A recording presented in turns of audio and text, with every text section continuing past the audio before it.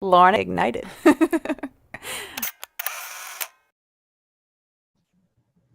All right. I'm so excited to be sitting with all of these amazing bands tonight. We have with us Esso Afrojam Funkbeat, Calle That's right. Sur, Right. That's us. Woo!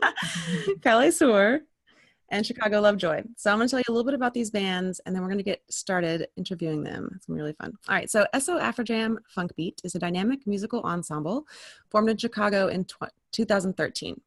They perform a variety of roots rock-inspired dance music from North, Central, and South America, as well as the Caribbean islands. The ethnically diverse musicians establish energizing polyrhythmic grooves and combine biting twang guitars, thumping bass with a string of brass, horns, group singing, and urban poetry. Esso was awarded Best New Band and Best World/International Music Act by the Chicago Readers Poll in 2016. Their latest album offering, Pueblo Unido, is a remix album of their debut record. Fresh back from an appearance at South by Southwest, woo-hoo, and their first festival date in Mexico, Esso is planning a national tour in the summer of 2017 to bring their music to new listeners across the states and beyond. That's awesome. So can we get a big woo from Esso? Yeah. Awesome. All right, so Calle Sur is a Panamanian Colombian duo, and they bring to life the rich diversity of Latin American music, challenges cultural preconceptions, and lift up spirits with the energy and beauty of their performances. Musicians Karine Stein and Ed East take audiences of all ages on a rich and diverse musical journey through many Latin American cultures. Ed's upbringing in Panama City meant noise, hustle, bustle, and all those chaotic smells and sights so characteristic of any third world metropolis. Karine grew up on a rice and cattle farm in the eastern plains of Colombia. She was homeschooled until her family moved to Costa Rica when she was 12. While he rode buses and watched TV, she rode horses and watched red ibises stalk across emerald green rice fields. There is no TV in her neck of the woods, no electricity for that matter, only a small transistor radio which sometimes worked, and from which she gleaned tidbits of the outer world. His veins were filled with the fusion of world beats converging in a big city. Her soul harbored haunting cowboy tunes from her traditional Llanero culture and a fascinating people whose music remains one of Latin America's best kept secrets. In 1996, they met in Iowa of all places. They discovered that they had moved to Iowa on student scholarships, had stayed and built a life in foreign but welcoming lands. They were artistic pioneers in that state and had back then only seen a mild influx of Latinos. Calle Sur performs mostly outside of Iowa, however, in New York, Colorado, Costa Rica, and Malaysia. Wherever their music takes them, is where they perform. They have composed a film score for 3 documentaries, and Karine's compositions have been featured in 2 feature films. So let's hear it from Calle Sur. That's awesome. Gracias.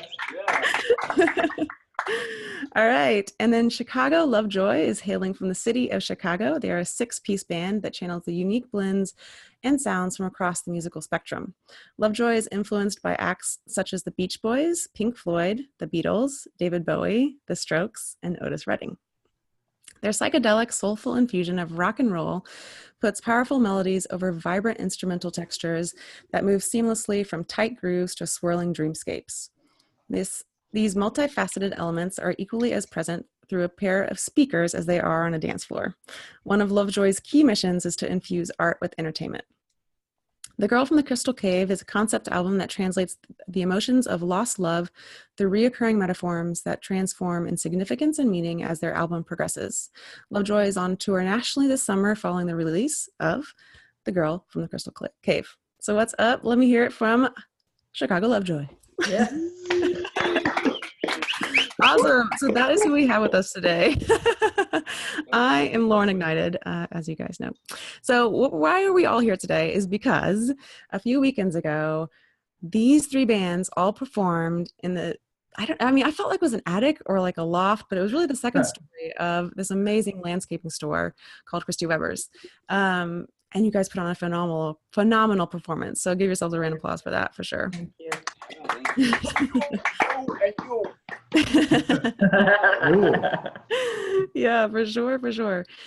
So for anybody out there that does not know what Sofar Sounds is, I want to tell you a little bit about it. So Sofar Sounds is a global network of artists, hosts, and guests, all with the goal of helping to bring the magic back to live music. They curate secret, intimate gigs in unique spaces, like a landscaping shop. They aim to create performance spaces that are respectful to the artists, where audience lives in the moment and listens closely to the music. So I don't know if you guys have ever seen Mayor Hawthorne perform live, but he's amazing, first of all. So if you haven't, you guys should see him, everybody listening, whatever. But one of the things that I loved about his shows was he would perform for about 4 songs and then he'd be like, all right, phone time is over. You know, like if your friends didn't come to the show, they don't get to watch it on Facebook. So we're going to pose for you. We're going to make it really fun. You can take some pictures. And then after that, put your phone in your pocket, be here, be now, and have some fun. And that was really the first band that I had seen do that. But it was super fun. It was like super terrifying at first. You're like, wait, no, but how do I do this without a phone? I don't understand. Like, but then after you like have done it for a couple of minutes, that stress of like, I have to record all of this for all of my friends that aren't here is gone, right? Because and also that competitiveness of like, will they get a better picture than me? Will they get a better video than me? Like that's gone. And so all you're left with, which is what you came for, is the music, you know, which is why I love Sofar so much. So I just kind of want to go to each band and kind of get your perspective on, you know, what does Sofar mean to you in like just a couple words? So we'll start with Esso. Sofar for me was incredible because of the intimacy. We're a bigger band. We were actually built as sort of a festival band. So we're really comfortable on a big stage. There are a lot of us. So being in an intimate room is a challenge for us. And stripping it down, personally, for me, is one of my favorite things to do, and playing to a room. Mm-hmm. So that intimacy is one of my favorite things about the Sofar gig. You really get a connection. You get to look in people's eyes and share your story, your energy. And that, for me, was the magic of Sofar. How about y'all? Go this way. Well, I was gonna say hi. This is Dan, drummer for Esso Afrojam Funkbeat. What's going on?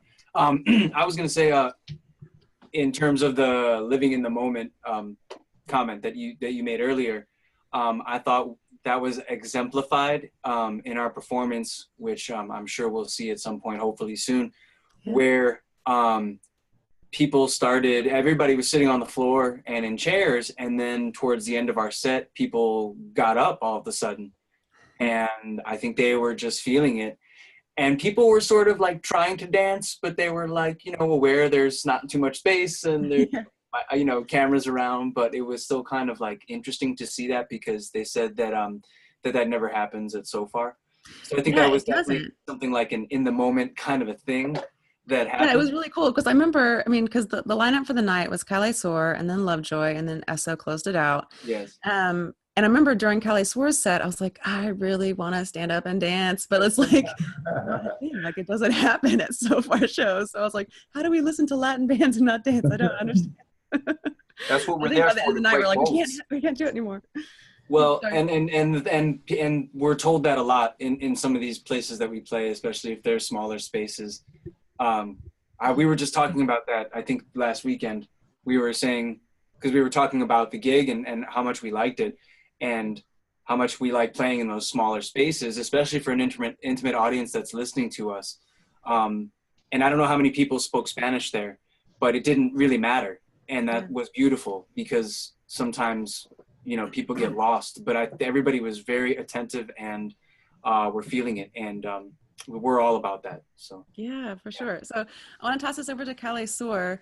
So, you know, I think one thing that you guys did really well too throughout the set was you would translate back and forth, you know, between English and Spanish, and you'd say, okay, like even Ed at one point was, I think when you introduced yourself, you just went like full force, really fast Spanish, and knowing that most of us were not Spanish speakers, you know, and it was just so cute and so funny. And then you're like, well, I guess I'll translate, you know. So how was the show for you guys? What did you enjoy most? What were like 3 words that describe it to you? You know, I kept thinking something like a contemporary mini Woodstock. You know, people are there for the music. People are there for, you know, just doing, they're very respectful. Let's put it that way. That's like the bottom line, is that people come in with an air of, they will respect your music. They will respect you as an artist. So, you know, that's why I call it kind of, because that's what they came for. They came for the music. And that's like the turning point. That's the key point of the whole thing, is that whether we're singing in Spanish, Russian, French, Japanese, it doesn't matter. If there's one person that understands the language, they will be able to hear and get the whole poetry of whatever is going on, regardless, right? But in other environments where people are a little confused, they may be, you know, talking over because they don't understand what's going on, and just, you know, ignoring, you know, what's going on. So it was interesting to see that, because we did have some Spanish speakers in the audience, and they were definitely getting the words. Yeah.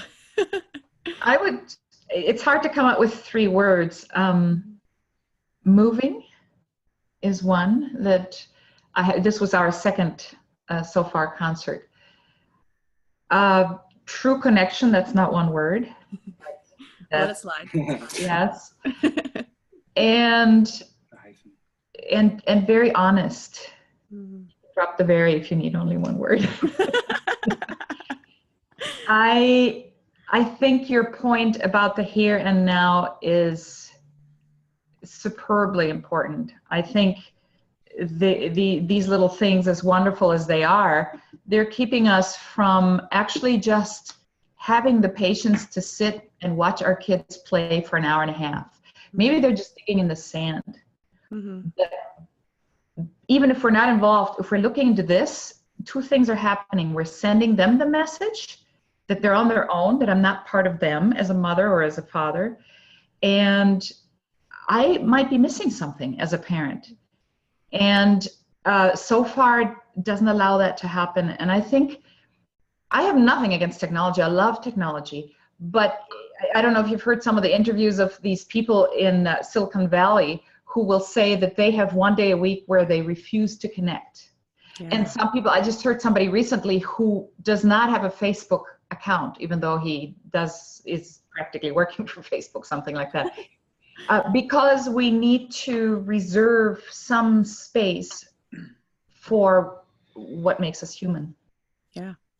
Yeah, and I think that Sofar like opens up that space, you know, mm-hmm. and because it sets those soft boundaries, right? It's like, this is the place for you to come if you really enjoy music in an intimate setting. It's like something different. It's like a surprise concert, secret intimate gigs, you know, it's so great. And I guess, I mean, really, you could talk if you wanted to, right? But like the culture has been set that if you talk, you're going to be the only one doing it, you know? Right.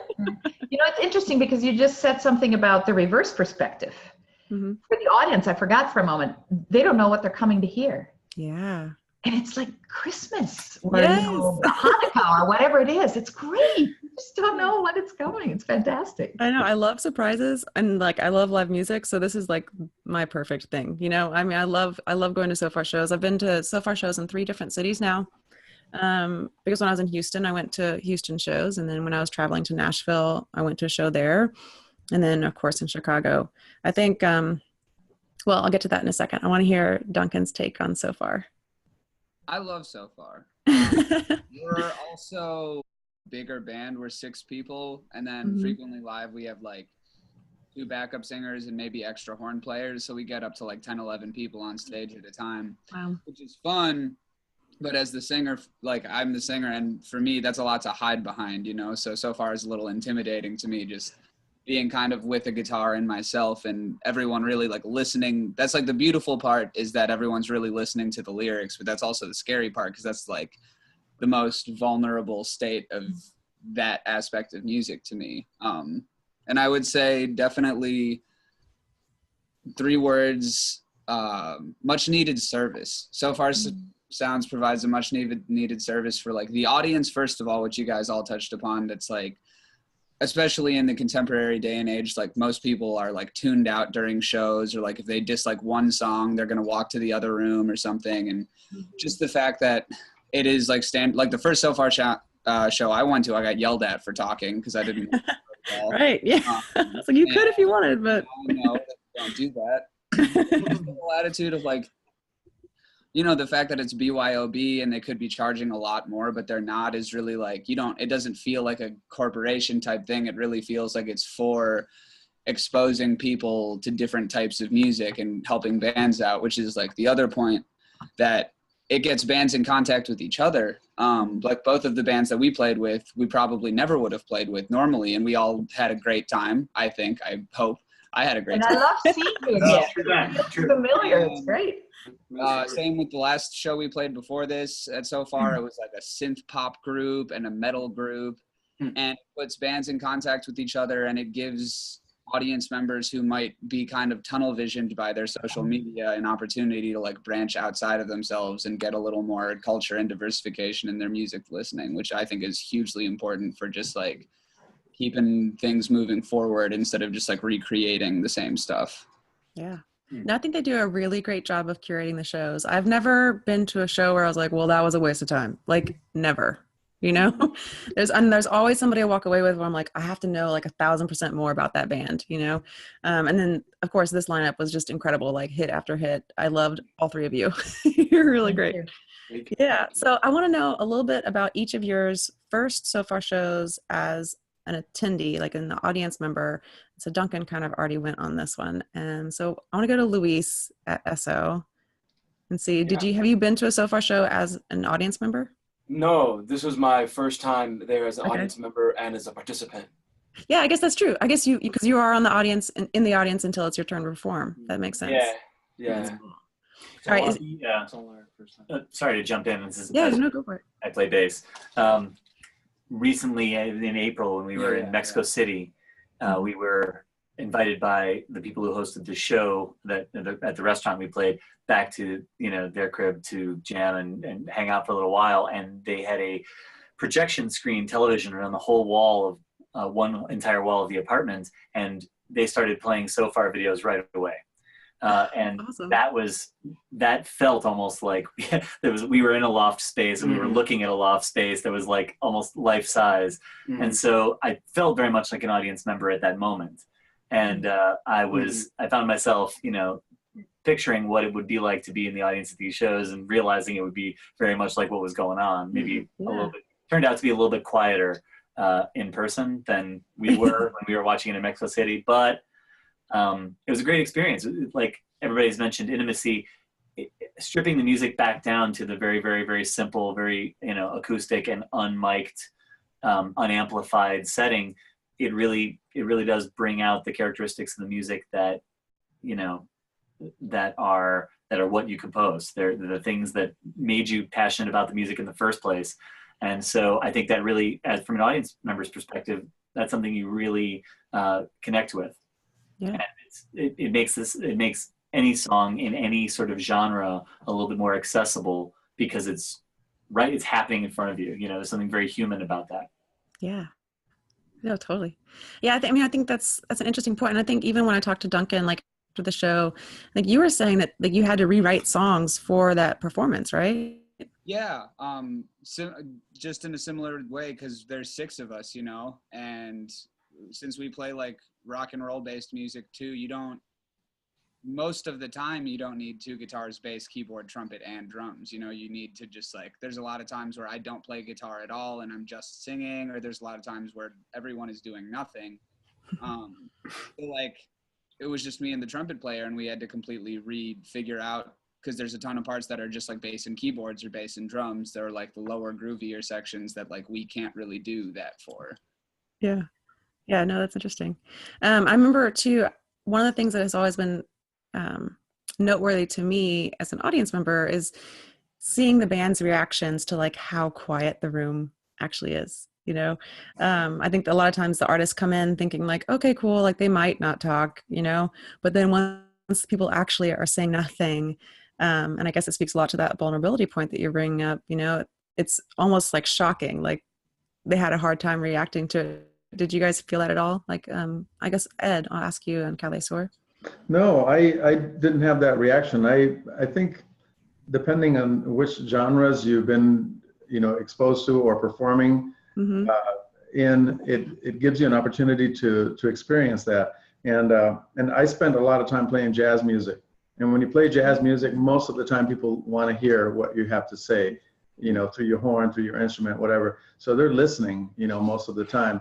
And that's one environment that I'm kind of used to And also, you know, I have been in places where it's noisy. You know, if you're trying to play something that's beautiful and it's noisy, and you're thinking, okay, you know, next, because it's not going to happen. And that's one of the beautiful things about Sofar Sounds, is that we can bring a fragile piece of music that needs to breathe silence for it to actually live. You know, we can bring it and play it, and there is that space for it to breathe silence. And as far as vulnerability, I think Sofar must be the most forgiving space for that, because it connects us on a human level, and nothing gets edited out, and that's just fine. Yeah, that's the setting for it. Yeah, that's awesome. And so you guys are all touring this summer, which is amazing. So I want to go around and just talk to you a little bit about your tour experience, and kind of like, what is one of the craziest things you bring with you on tour that sometimes you get like side eye from your bandmates? Like, seriously, like, why did you bring that? So we'll start with Duncan. Oh no.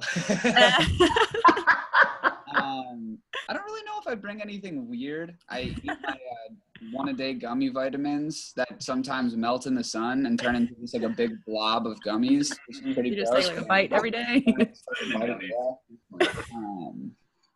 We play a lot of chess in our van. We have a magnetic chessboard. That's not that weird. We're not. That's good. I guess we're not that weird, but we're kind of weird. I don't really know. No, I like it. I like the one-a-day gummy and the chessboard. That's good. That's good answers. All right, Karine, let's hear from you. Most of what we travel with is weird because of our instruments, and so we play with various groups, not just Calle Sur, but two of those groups, Calle Sur and Los Llaneros did the Sofar last September. We really travel with unusual instruments because we play roots music from various parts in Latin America. And so anything from the fuzzy bombo drum to the 36-string llanero harp. I mean, at airports, we get these either annoyed looks or just positive interest. My personal weirdest luggage is I discovered a couple of years ago that I'm highly gluten sensitive. And traveling is an issue for me. And so I swear half of my luggage leaving the house is just food. My food that I can eat, because everybody can eat wherever they want. I'm all I get to do is eat salads. Nah, I don't think so. All right, so Esso. Fellas, anything? Last year I brought Lou on tour, and everybody was like, "What's that for?" I get weird looks all the time. I kid. They always tease me because I bring a lot of salad with me. So I'm always bringing and the thing is that I just kind of bust it out anywhere, and so you have this smell of raw onion and garlic and veggies, and people are like, what the hell is going on? I actually, the last tour that we went to Mexico City, I didn't realize you can't bring fresh fruit and salad with you on the plane to another country. And so I had bought a bag of oranges and a bag of apples. And I actually, when they told me I had to destroy it, I tried to convince airport people to eat it. Yeah, so somebody take it, please. Really good stuff. You gotta eat this stuff. It's fresh. It's organic. It's good. So I bring especially when you're on the road and you're doing a bunch of gas station stops. What are you gonna pick up? A bunch of chips and a bunch of garbage and all the other stuff. And then me as somebody who especially does lyrics, right? And I do somewhat of rapping, and I gotta take a lot of breath in. I need things that are gonna keep me light and are gonna keep me fresh. And I guess that goes for anything that you do, but especially on tour, when you really don't have those things accessible to you as often, you gotta have your fresh food. Yeah. No doubt. Anybody else about the tour stuff? Yeah, they don't have salad in the airport. Or it costs $30. No, yeah, exactly. Oh, that's the worst. Right. Nothing weird for me personally. What I want to bring on tour is we're going on a tour on the West Coast this year, and I'm thinking that I usually just bring one big packed backpack with a bunch of clothes, wear the same pants. When we do laundry in a city, we can find it. We do stop and we make time for laundry, I got a little bag I bring everywhere I go, no matter what trip for laundry. But that's smart. what I want to bring is my own separate bag. with bottles of the Chicago treat, Malort. Yes, that's right, folks. I want to bring some Malort on tour because I think it's the perfect thing to give to other bands that you meet that you might not like that much. I don't even know what that is. Give them a little shot of Malort, and I tell you, they Next time in Chicago, everybody. they go screaming. I'm telling you. No, I haven't done that yet. I'm just thinking about doing that. All right? Since we don't live in Chicago, you'll have to educate me and maybe a lot of people out there listening. Malort is a Swedish origin liqueur, but mostly you only really find it in Chicago, and it basically tastes like well, fellas, give them the face that you make when you taste Malort. I've never had it. I don't know. Is the face basically? It tastes like grapefruit, mint, and gasoline is the taste. I would say with Malort, it's almost. Duncan knows what I'm talking about. Oh yeah, I would say with Malort, it's almost a gamble that someone would be offended that you're giving it to Thank you very much. They should always be offended. I like it. I like it personally. I love it, but my friends have a house that if you do something wrong, your punishment is taking a shot of Malort. I gotta try this stuff. No, I don't know. Jägermeister, the Jägermeister face. That's fine too. That's fine too. Yeah. Oh my gosh. That's Anybody else got weird stuff? Yeah. I would just Armando. have to say one thing about the tour thing. It's tough to bring odd things when you're trying to pack light with like 9 people in a van, right? So and with all your gear. But one thing I can't leave home without is a pair of swimming trunks because I'm trying to swim everywhere. You know what I mean? Like it's not summer unless you're swimming, you know? So we won't stop at a hotel unless they got a swimming pool. Right. You know? But yeah, that's really the only thing. Other than that, just like yeah, you got to pack light. You have to, you know. So anyway, it's all fun. Anyway, it's all fun and games.